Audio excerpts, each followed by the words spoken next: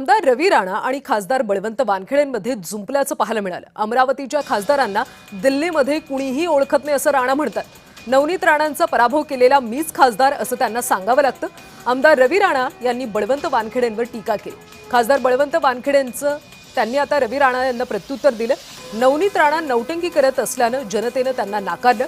राणांनी एकतरी प्रश्न लोकसभेत मांडला का असा सवाल वानखेडेंनी विचारला। 2029 मध्ये देखील नवनीत राणांचा पराभव होईल असं वानखेडे म्हणतात।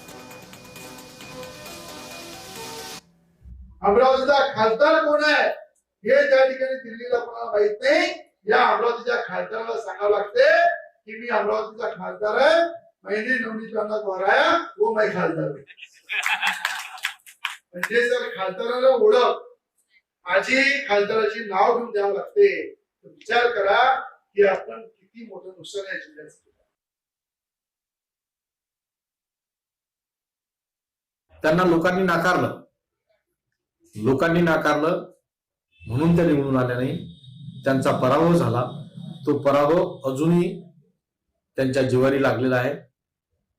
त्यांच्या या प्रसिद्धीच्या मुळेच त्यांची ही हार झाली आणि पुढे सुद्धा त्यांची 2029 ला हार होईल।